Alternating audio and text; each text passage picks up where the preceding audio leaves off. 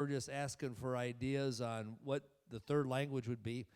It actually got me kind of interested. I started Googling languages, and I had no idea about this, but Papua New Guinea is the country that has the most languages spoken, and I don't know, I would have never guessed this, 825 languages.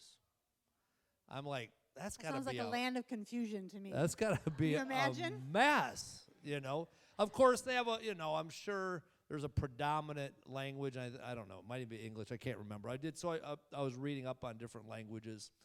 And, even here in Minnesota, there's a lot more languages spoken than I realized. But it's very small percentage. Spanish is second, which is like 3.7% or something. Chinese, Mandarin is I think like right in there too. But anyway, this was actually Trey's idea. I thought it was a really good idea. I'm talking with Max about it.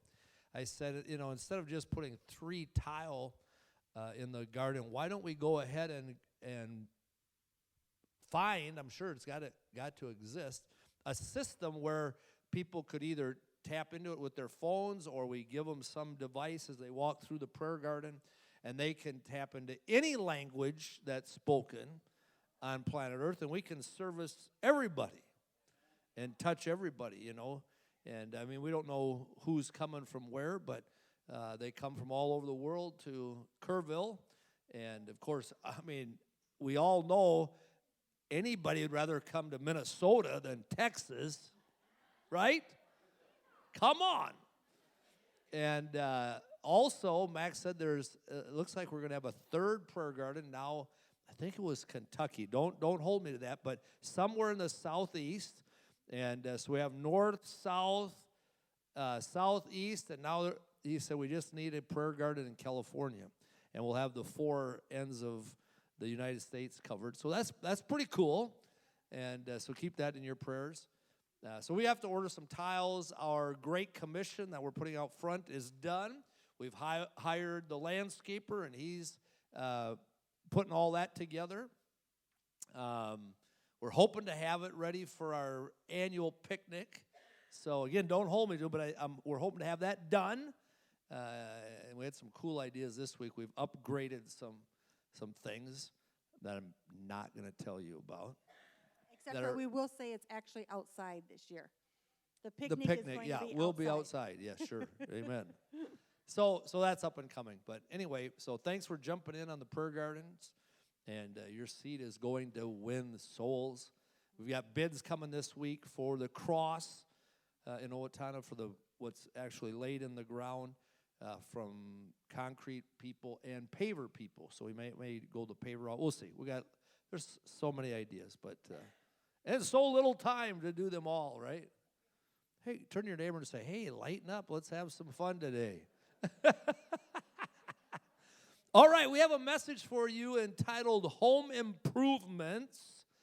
And I just want to see by a show of hands, how many of you have ever seen the TV show Home Improvements with Tool Man, Tim the Tool Man? Are you kidding? Same thing at Owatonna campus. I was like, are you serious? Oh, okay, let's do this. I don't think you like to watch it because it hits home. Well... Because the reality is I'm married to Tim the Tool Man. Right. They should have hired me to be Tim the Tool Man. Would have been very natural. Is there anybody that hasn't seen Tim the Tool Man? Anybody? So he was asking me about it yesterday in the car. Okay, we have 2 people, 3, 4 people, 5 people. Okay, 5. I realized. Pastor was asking me in the car. Well, we were going to a wedding yesterday. Yep, in 4-hour trip. And I said, he said, who is this guy? Or, what? I said, I don't think I've ever seen it. Well, it's like he puts like way overpowered engines on little things. After he's done with the project, it costs lots more money to fix it. I said, so far, does anything sound familiar? No. The Bible says, forget those things that lie behind. And he probably boat dives. I don't know. So I went on YouTube. I said, I got to see one of these shows. It's actually hilarious. So for those that haven't seen it, a little refresher, we have a video clip for you this morning. So we want to show you. Now we're ready to make the legs Tim the and Tool posts Man. of our chair using the Binford 6100 variable speed wood lathe. That's right. Now we first use a rough gouge to take off the square edges. Then I'll use a 1/2 inch round nose to start shaping our piece. Marv, bring the camera and let's take a look at this thing. There are various types of patterns to shape your legs, or you can do it freehand. It's a very difficult skill to master, and you might want to practice on a spare piece of wood. Right. That's good advice. I'll give you more good advice. Always think safety when working with a spinning lathe. You notice I didn't wear a necktie. We get a lot of letters about this. You want nothing hanging out and no loose clothing. Possibility. Let me finish. Sometimes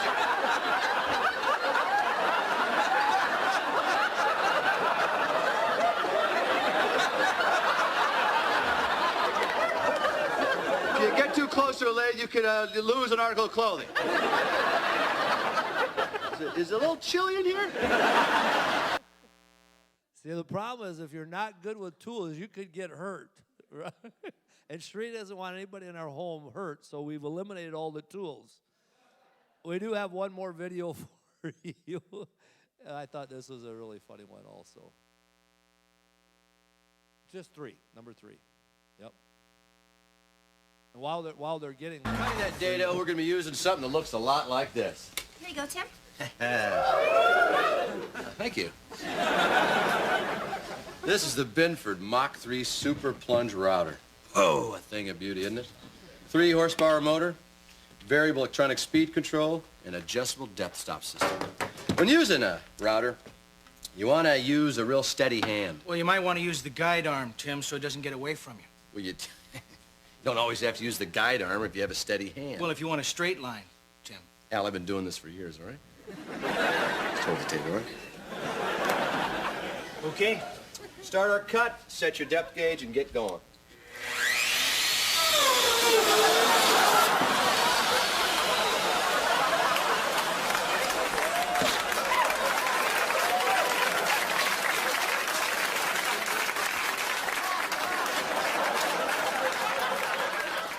Perfect, Al. Does that look familiar to anybody?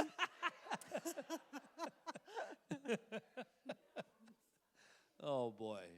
Okay, so Proverbs 24:3 says, by wisdom we build our home, and through understanding we establish it.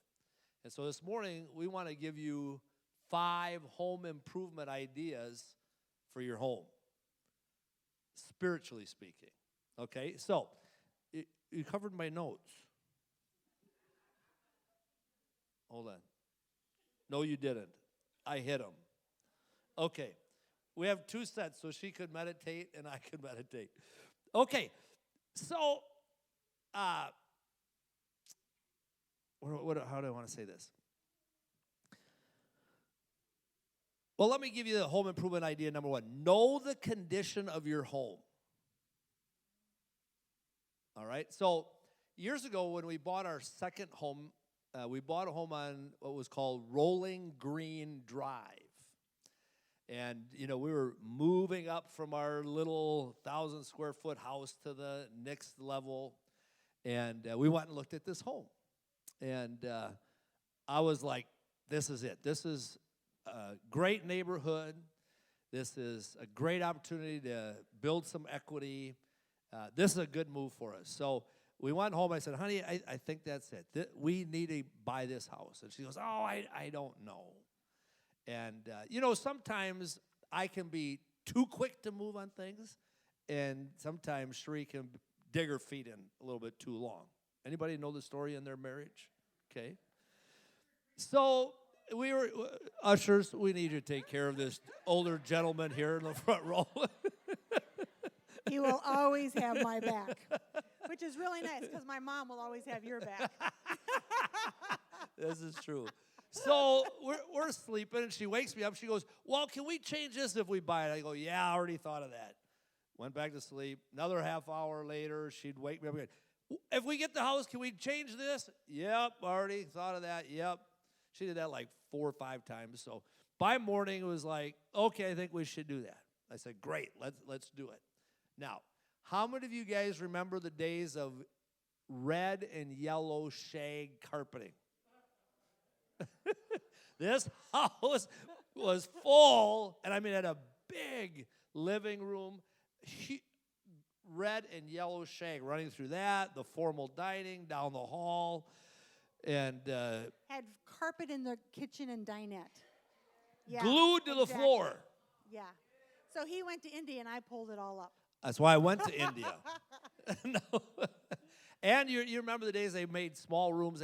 This wasn't exactly a small room, but over the island, L Island or U I guess it was a U Island, they had cabinets, so we had to tear out those cabinets to open the room up, right?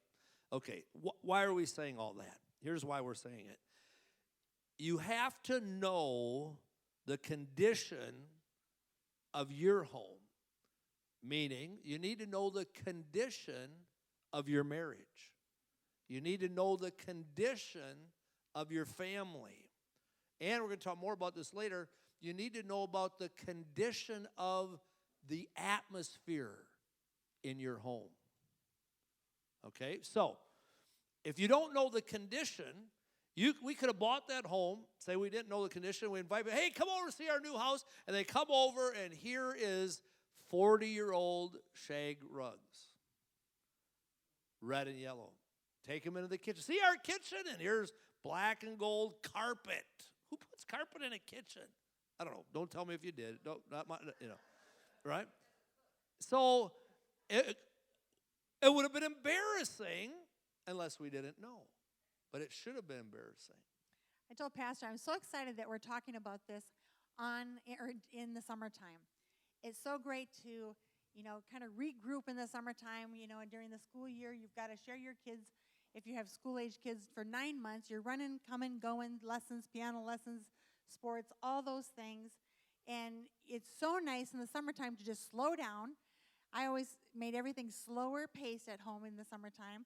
I felt like everybody had my kids for 9 months. I deserved to have them for 3.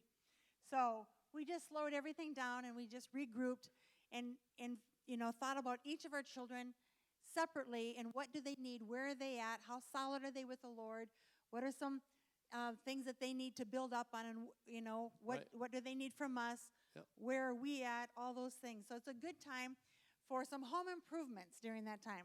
Well, Amen? And you're exactly right. You have to take assessments from time to time. Where are things at? And of course, the only way you can fully do that is to have some communication. And we'll talk more about this later as well. Family meetings. That's where you find out what's going on.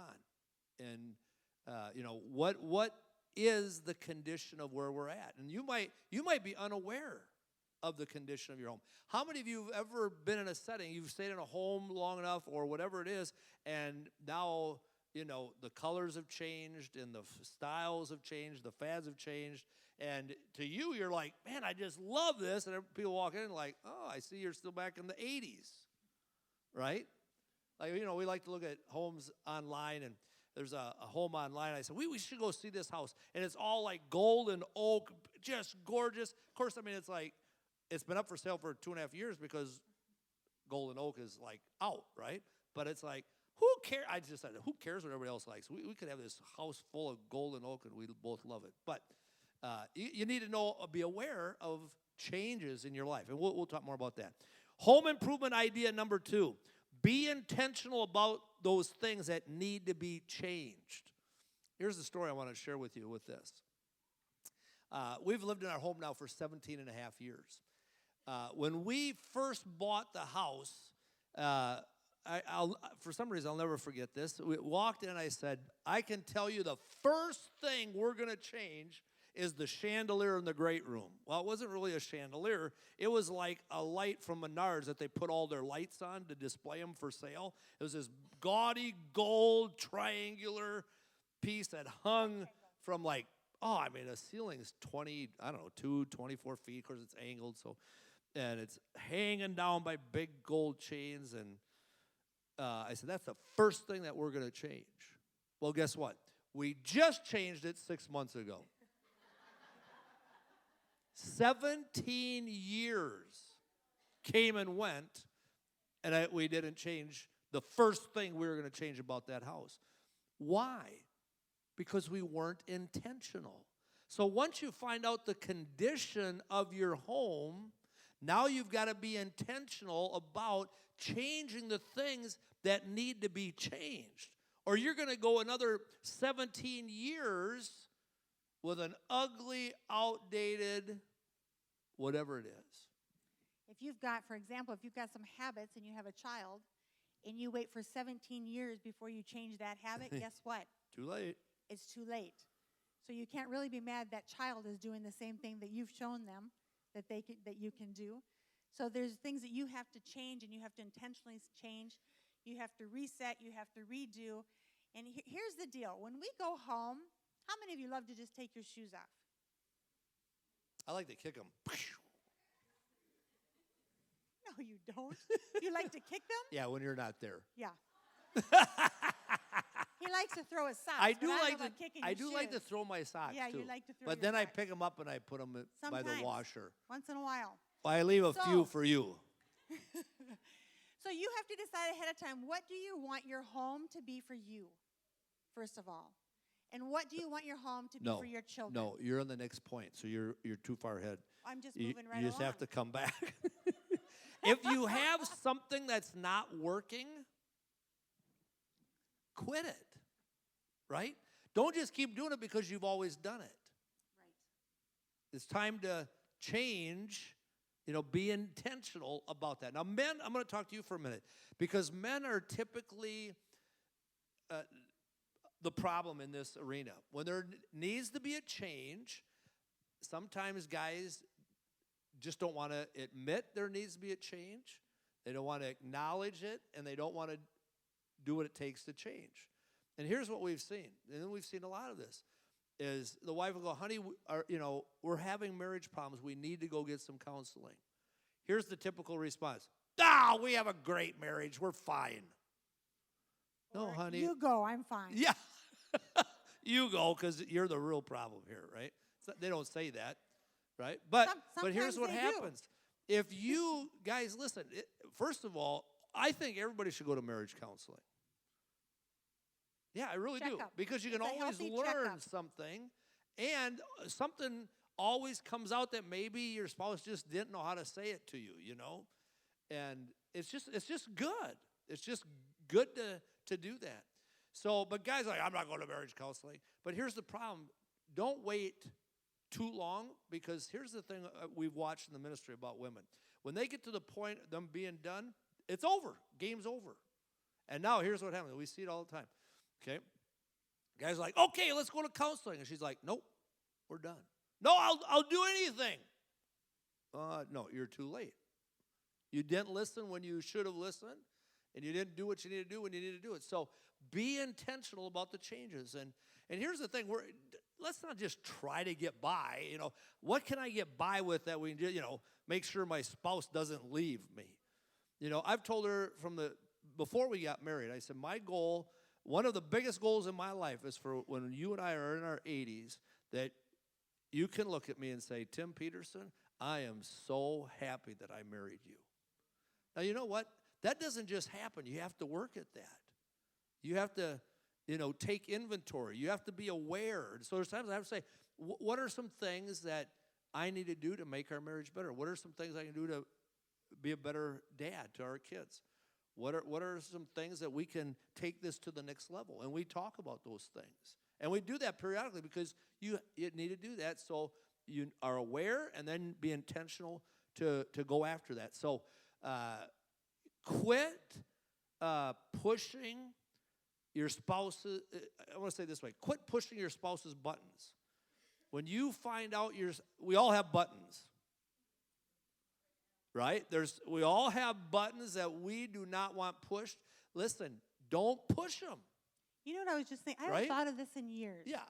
But when we were first married, and for a long time, you used to do this to me.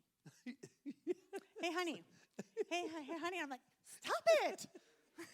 I forgot about that. Yeah. And he kept tapping me. Any of you like that? It's like, don't do that anymore.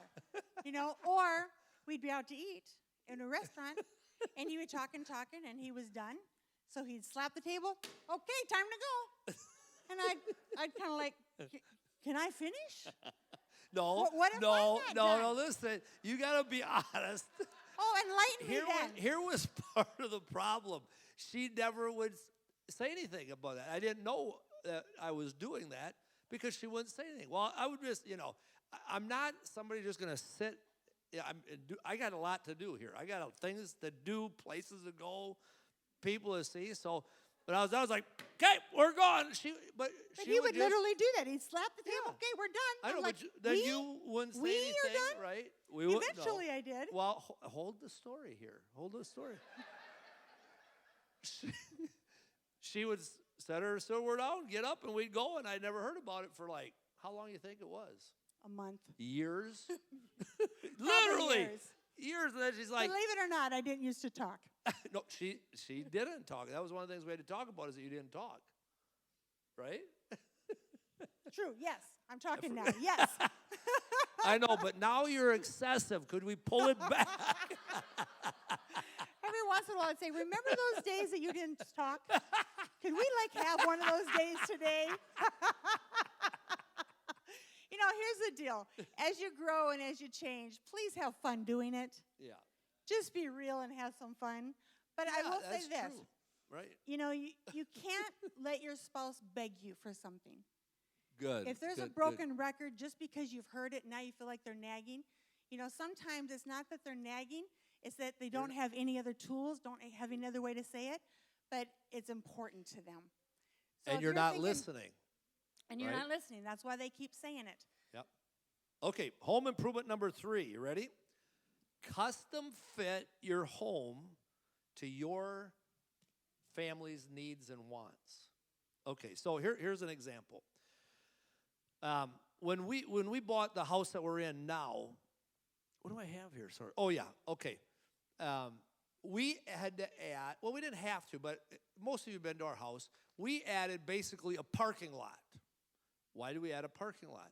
Because we have church activities, we have people over, then our kids started growing up, you have 4 kids, you have 4 more cars, and you like cars, you have a couple extra cars. We had to put in a parking lot. Now, not everybody needs a parking lot, right? We needed a parking lot. We were custom fitting the house to us. Now, I'm not talking about houses, although you could apply that in ways, too, that would help improve your marriage and family, but we're talking about what custom things do you need in your marriage and your family that might be unique from other people. And you only know that, again, by having family meetings, or I don't know if you want to call them marriage meetings. Hey, let's talk about our marriage.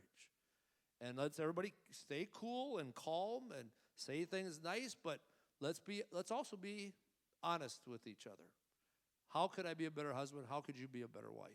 And, first of all, as a custom marriage or custom family, it's going to be based on the Word of God, right?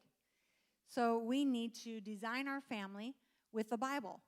And so I have talked to a young teenager not very long ago, and Christian home, and she was, not wanting to be home very often. And I said, well, what's the deal? I said, why do you want to go to this house all the time and they're not saved even? She says, because they don't argue. There's peace there. And at home, they argue all the time, and there's not peace. I want to go where there's peace. So it was a huge eye-opener and a reality check, right? We all have reality checks. Don't judge anybody. We all have our own reality checks, and it's a good thing. We're sharpening ourselves, and other people can sharpen us. But if there's something that you have heard over and over and over, just stop, listen, get a plan to fix it, and be intentional about fixing it. I teach people all the time to redo conversations, redo decisions. If there's things that need to be done differently, if you've done them wrong, just redo it. So many times that I'll be thinking about something and maybe I'm frustrated over here, and Pastor, in his very mellow, quiet way, will say, hey, I need this, I need it now. And I'll go, what? And I'll go, whoa, that wasn't for you. That was this little conversation I was having in my head over here. I was really frustrated. But, okay, honey, what is it that you need? And I'll have to say, I'm going to redo that. I want to communicate. That frustration wasn't for you. We ask for redo. We say, can I redo that? Sometimes we beg for redos. Can I redo that? That was not what I meant to do. I need to do over. But we do that because that really helps. we're intentional about having a great godly marriage, a great godly family. We want a home that we want to come home to, that we're excited about.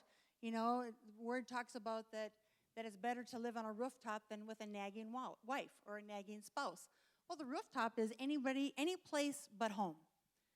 So it could be the shed, it could be you want to stay late at work, it could be a bar, it could be any place but home. Because you just can't take nagging. You want peace at home. So whatever you need to do, be aware and know where you're at. The house is at. Do people want to come over? One of the things that we did is when our kids went to public school, we needed to get to know all these kids quick. We needed to find out who these kids were. So we had a lot of parties at our house. And what we didn't tell our kids is the reason we're having the kids come to our house so we could watch them and then decide who our kids could and couldn't hang out with. I remember there was prom pictures one day at our house. And so we've got an open staircase that is winding and you can stand underneath it. And we're taking these prom pictures, all the parents are around, and all of a sudden I realized, oh my gosh, there's about 60 couples on our staircase. That is a lot of weight. And there's people underneath the staircase. I'm like, guys, let's do pictures in the front lawn. Come on, let's go to the front lawn. And it just dawned on me. But we did a lot of extra things because we wanted to get to know the kids that our kids were with, because we wanted to make sure they were with the right people. So in a family meeting setting, you can ask questions like, what can we do better as a family? It's a good open-ended question, and let the kids share it. Tell them you can say anything, and nobody's going to get mad today. This is for taking our family to the next level. And then here's another good question. Where are we going? Your kids want to go somewhere. They want to know where they're going. They want to know what's going to happen. They need mom and dad to lead them. And they need to know that you have a plan and that you are going somewhere. You know, I'm thinking of Rochelle about when we moved to we're moving to the city. So we got the family together and said, the Lord gave me a dream and said that we're to move to the Twin Cities. And so we're going to, wrap up things here at the end of the third quarter, and you guys will be going to a new school in Lakeville, or it ended up being Apple Valley, for the last quarter this year. And Rochelle began screaming, hollering, "You've ruined my life! You've ruined my life!" And of course, took off, ran to her bedroom. And but we knew we weren't ruining her life because the Lord had a plan for us. And now, if you ask her, and you're welcome to do so afterwards, she'll tell you, thank God the Lord moved us because he had bigger lives for us to live than what we were living. Right, Rochelle? Okay, home improvement number 3. You guys ready? Prepare your home for the change of seasons. Okay, now in Minnesota we get this for sure. We have 4 seasons. We've got spring, summer, winter, fall, and winter. So in the spring, what do? You clean your windows, you spray your screens, you power spray your driveway, whatever it is you do. Why fall, do you have to read that from the leaves, list? Because it's the job description for the guy that does it. Did y'all catch that? He's reading from the list. What is it that we do again? Well, I just gotta be honest. You've got it figured out. I told the guy I was at the lake the other day, and we were talking about the stuff, and I just said, I said 35 years ago, I just decided life's too short to mow lawns, so I hired it done, and I always will hire it done. Life's too short to do some things. Now you might not feel that way, but custom fit, this, I mowed enough lawns as a kid, So anyway. What's the point? So you have seasons in life also, and you need to prepare your home for those seasons. I'm not talking about your house, I'm talking about your home. The Lord said this to me one time. He said, a house is a place where people live, and a home is a place where people love. And I was like, oh, Lord, that is so good. So, yeah, this can work for your house, but it also works for your home. And that's what we're really talking about, is preparing your home for the seasons. So, I'll give you an example. So when we finally had a grandchild, we didn't know if our kids didn't understand the concept or, how this whole thing works or what, but nobody was producing, you know? Well, except for And- four-legged and when grandkids. you're- Four-legged, We wanted yeah. two-legged grandkids. We don't want any four-legged ones. So finally, we have a grandson, you know, and now we have a granddaughter. But we finally have a grandson. So we want to be involved. So, you know, we're intentional. We're like, okay, how do we be involved? Well, let's meet a need that they have in their life. What's the need that they have? Well, young parents have a need to go on a date. You remember when you had kids and you didn't have anybody watch the kids, so you couldn't go on a date? Okay, remember that. Okay, so we said we're going to do that. Now, I got to say, Joyce, she would watch the kids even when we went on vacation. Now, after a week, I mean, she met us at the door and she was gone, but I can't blame her for that. Their suitcases were at the door. It's like, I'll hear about your trip yeah. later. See you. Here are your kids. Goodbye. No, but, you know, most of us have experienced that. Amazing. So we said, okay, you know what? We said, Trey and Steph, why don't you guys think about leaving Cyrus with us on a Thursday night for your date night, and just leave them overnight, and you can have the whole night and don't have to think about them. We met a need that they had in their life, and it helped them, and we got to spend basically 24 hours with our grandson. And so in our physical home, our bedroom, master bedroom, is on the main floor, which I really like.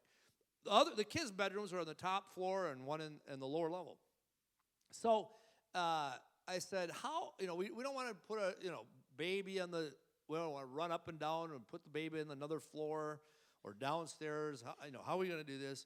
So I was just in the bedroom sitting there thinking, how can we do this? How can we do this?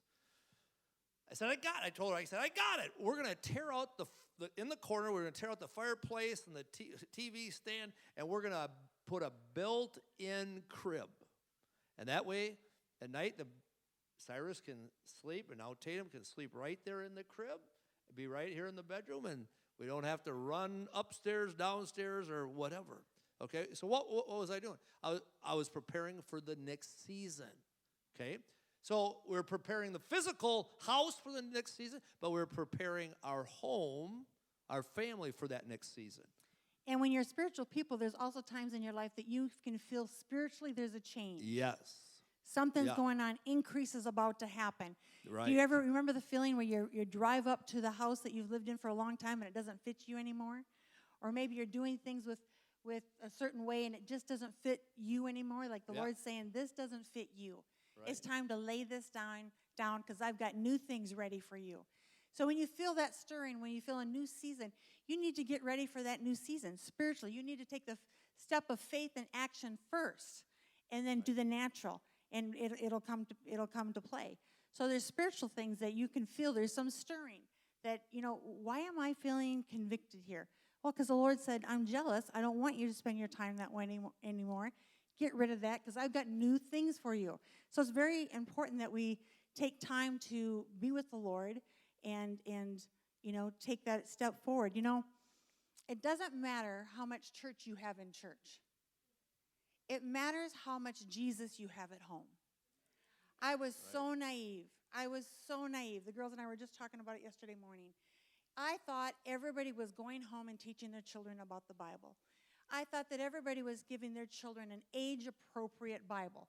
I say age-appropriate because you don't want a 6-year-old really reading about the story of David and Bathsheba, right? You need an age-appropriate Bible and teaching them, you know, and their level, their season of how great Jesus is and the miracles and all those things and have fun. So, you know, I would be studying during the day, even if it was just one scripture and chewing. I couldn't wait to you know, teach my first congregation, which happened to be Trey, Rochelle, Chantel, and Trom.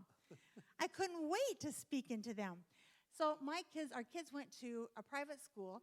Every subject that they had a scripture. Every subject, every day had a scripture with it. Then, of course, we were in church on Sunday mornings, and we had many revival nights. Our kids had many nights. They brought their blankets to church and slept right on the pews. And pews, that's really an old day. We had that all the time. But there was never a thought that I had that that's good enough for my kids to know about Jesus. I never turned that over to anybody. I wanted my kids to know about Jesus at home. Let's talk about what he's doing. Let's dream. Let's dream the kind of world and life that you want so that, you know, you pick the world you want, and then you'll pick the career that you want. You pick the lifestyle you want. Otherwise, something else is going to pick it for you. Jesus is big. And, when our kids would say, can I have this? Well, I never wanted to say we can't afford it, but there's many, many things we couldn't afford. So if we couldn't afford it, which I don't think I ever told the kids we can't afford it. We didn't. We purposed not to. I would always say, let's sow a seed and trust God. Yep. Let's sow a seed and trust God.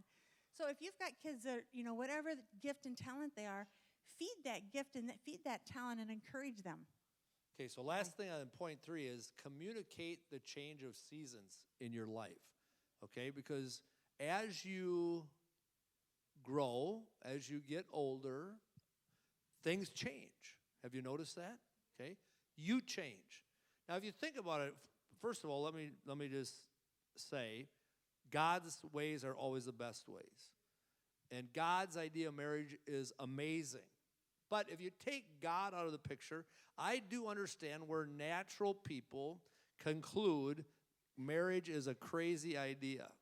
Because how can two people who are in their early 20s stay on the same page a decade later, 2 decades later, 3 decades later, 4 decades later, with all of life's changes and all of your personal changes? Well, the answer is simply this.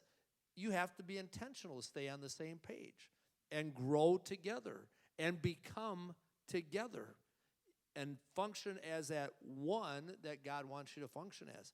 So you got to communicate. And Cherrie really began this by saying to me things like, honey, I need to tell you some changes that are going on inside of me. And she would say, I know I've been like this, but here's what I'm feeling now. And I'm just letting you know what's happening in me. It was so good. And recently we just had a situation. I said to her, okay, I have a new season in my life. And I said, here's how serious I'm about this.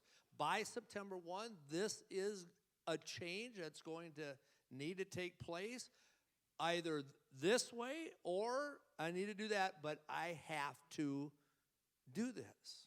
I have to take care of this situation. So communicate those season changes. Now, also don't, remember they're your partner, so they need to be able to speak into that, and you need to talk about that, and you can't just, shock your partner with some crazy thing, and now, Could you repeat that? Well, I just want to make sure I've got the words in order. Just, could you repeat that not quickly? like really crazy. You can do crazy, just not really crazy. Okay, we got to move on. Yeah, how convenient is that? Yeah. Well, Okay, and home improvement number 5. Create a positive, or you could say successful or prosperous, or whatever word you want to use, atmosphere in your home. Do you know you have an atmosphere in your home? You really do. When people walk into your home, there's an atmosphere that's already been set. You've created a certain atmosphere. Now, in saying this, I'm not patting ourselves on the back. I'm just sharing an example. I can't tell you how many times over the years we've had people walk in, sit down, and say, what is that we feel in your house? Or we've never felt this. And sometimes we've actually had to, I learned this from my brother-in-law, Cherie's oldest brother. Sometimes I jokingly will have to say, well, honey, let's let these nice people, let's go to bed so these nice people can go home. Hey, why do I need to say that? Because sometimes people won't leave. It's like because of the atmosphere they want more. They don't want to leave because they don't necessarily have that. Jesus said this, Matthew, do you guys have that for me? Matthew 20, let's see, what was it? Whatever it was. That one.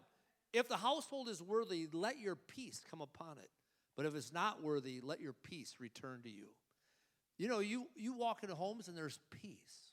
You walk into homes and there's, just like anxiety. There's fear. There's chaos. So, no condemnation, but be honest. What is the atmosphere of your home? If it's negative, begin to change that. Because every one of us deserves a home of refuge. You deserve a place where you can go and relax. Recharge. So, recharge. So here's another way that you could do it. What's stopping you from wanting to go home? What are those things that makes you not want to go home?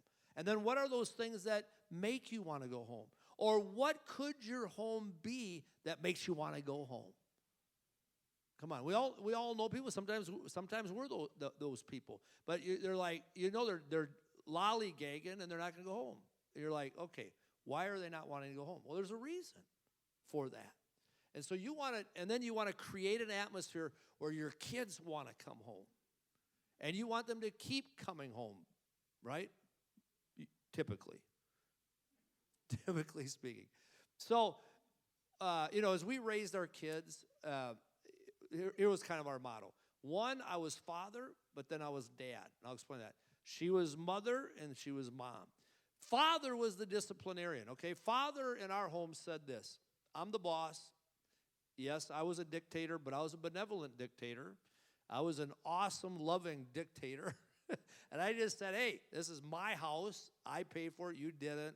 We buy the food. As long as you live under our roof, eat our food, you're going to do what we say. If you don't want to do what we say, that's fine. You just get to live somewhere else. That's kind of dictatorial, right? But that's how I was raised, and that's how we raised them. Now, the other side of that is I was also dad. What does that mean? We played with the kids. I don't know if we talked about it in this message. We had thick carpets in our living rooms or great rooms and no coffee table because we like to wrestle with the kids on the thick carpet in the living room. All right, we like to do that. And our goal was to also be friends with our kids. And we wanted to be their friends. We wanted them to want to be friends with us. And we wanted them to grow up to want to be friends. And to this day, they are our best friends. And we hang out like friends. We live in a world today that there's so many different designs. I think they just added some time, honey. There's so many different designs of families. Don't add any time. You've got easy children to raise. You've got hard children to raise. They could be biological. You've got adopted children, foster children, stepchildren. There's a lot of different pieces, and there's a lot of different factors. Sometimes I'll tell people that are about ready to get married, if they've got his kids and her kids, and I'll say, are you both ready to have your hearts expand? Because you've got to have your heart and your arms expand even more to welcome kids in. That's the reality. If you have children that are harder, or maybe children that don't have the same DNA, they don't think like you think. I remember you being in our walk-in closet in our house in Owatonna. You're talking to a man that it was his son, their biological son, and you're talking to him and said, I am going to hold you accountable every day to spend time with your son, or you are going to lose him to the world. He says, well, we don't like anything the same. Totally different personalities, totally different interests. And Tim said, I don't care. I'm not going to let you lose your son. Every day, I'm going to call you, and I'm going to hold you accountable so you don't lose him. Well, he always had an excuse. Guess what happened? That's hard to watch. I remember, Trom being Jamaican, a little bit darker than myself. We always had this thing, Trom, we don't have to tell everybody our story. It's our story, and it's our choice who we get to tell. And I can remember he was little, and this little African-American boy is looking at me and looking at Trom and looking at me and looking at Trom. And Trom goes to the bathroom, and he runs into the bathroom, and Trom's going to the bathroom, and he says, who is that woman? Is she your mama? How is she your mama? Well, now take him like a teenager, and somebody was not very respectful, and they were asking us about it. And we've always said it's up to us if we want to tell the story. If they have a heart that's contrite, that they want to hear a real God story, then we stop and tell it. But if they don't, and they're just being rude or whatever, so one time Trom, I don't know what kind of attitude or mood he was in, but I was right there. He said, well, my mom had an affair, but everybody's forgiven her, and it's all good now. I went, okay, and we walked on. Well, he got sick of being asked. That's I don't care what they think. I care what he thinks. We have a story. And it's our story, and who we want to tell it to, we're going to tell it to, right? Okay, so we're gonna wrap up. Don't be so concerned about everybody else's opinion on your family. Yeah. If you're doing your family in a godly way, and you have different kids that have different talents, different gifts. If I talk faster, can I get more time? And you speak into your children, and you encourage your children. I've got a story that I got to tell real quick. Shut her mic off. No. You all know John Maxwell. John and Margaret Maxwell That's not never in our had notes. children. I know, but I thought of it during the services. You said you weren't They've gonna never overrun had the- children, but he's a fabulous uncle. So he's going to his nephew's little league, and his nephew hits the ball, and he goes to first base, second base. In between second and third base, he gets out. Everybody's like, "Oh man, you shouldn't have stopped. You should have ran." And John is clapping. "Way to go, buddy! Way to go!" And everybody's looking at him like, "What are you doing? He got out. Way to go, buddy! You did it! You did it! You didn't quit! Way to go!" Guess what that little boy's going to listen to? Yeah, you didn't quit. Our kids need our encouragement. Yeah. It matters how our family feels, how we're serving Jesus, that they know no matter what circumstance they're going through, they can go home and be recharged. We've had some adversities in our life. We've had that. I like that when my kids make mistakes when they're in the house, because I can teach them how to fix a mistake or how to build character through a mistake. The word says, if you faint in the day of your adversity, your strength is small. It is our job to make sure our children don't faint and quit, but that their strength is strong. We know who they are. We know how they're wired to be, so that when they're older and if they have some adversity, guess where they want to come home to? So you get the home ready to nurture. You get the home ready to heal. We've had many powerful ministers in our time come to us or come to the church here. They're going through a wounded time. They come to CFC for a season because you know what? You know how to heal people. You know how to love people. Sometimes they'll come and stay at our home for a while. You know how to heal people. You know how to love people. Make sure that your children feel that way too. Don't ever give a stranger more than you give your children. Yeah. Never, ever, ever. Yeah. You be real at home. And then here's another key. We have had to apologize to our children many times. Mostly many you. times. Just kidding. That's a joke. That was You a bad have to time be for a real. joke. I've shared this story with you before. As adults, everybody's talking about our Christmas memories. I've gone all out for Christmas. Christmas, I wanted to always have an event. Christmas is great. The whole house is decorated. I go crazy. He gives me a generous budget, and it means so much to me that if he wants to do a project in January this big, I'll say, as long as I have my Christmas money in December. That's how much it means to me. Yep. So they're talking about their fun memories and their, our schedule of Christmas that we have. And then they say, and don't forget. I've told you a lot of you this story. Don't forget, that's the same time of the year that Mom uses her one swear word a year. I'm like, what? What do you mean you're my swear word? I don't swear. Oh, yeah, you do, Mom. You have one word that you use every year, and it's on the way to Owatonna. Not everybody loves to be around me, or I'm not sure where they're going to be. So I get stressed. So one time, this was like in July, I'm mad at something. That's really and transparent, honey. And I'm real. It's all good. So Chantel, everybody's got, you don't have worse stories. You know what he does? He'll say, I'm so mad I just want to cuss. I'm like, I can handle that. And that's it. I got that. That's good. That's good. That's using your words. You could use that at Christmas. I could. That's what I should use. So anyway, so it was like July, and I'm upset. Chantel and I are driving, and she looks at me. She says, Mom, don't do it. Don't do it. I'm like, what? Don't use your swear word. That's for Christmas. Dang it. If you don't think your kids are watching, if you just have one swear word, I'm telling you, they know about it.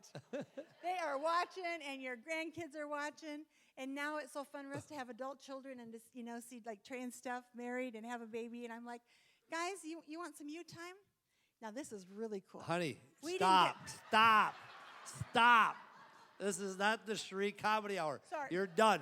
You're done. Build your family. We're going to close with a video that Cherrie saw that speaks to you building your atmosphere in your home with your spouse and with your kids. And it's from Thomas Edison. Pay attention.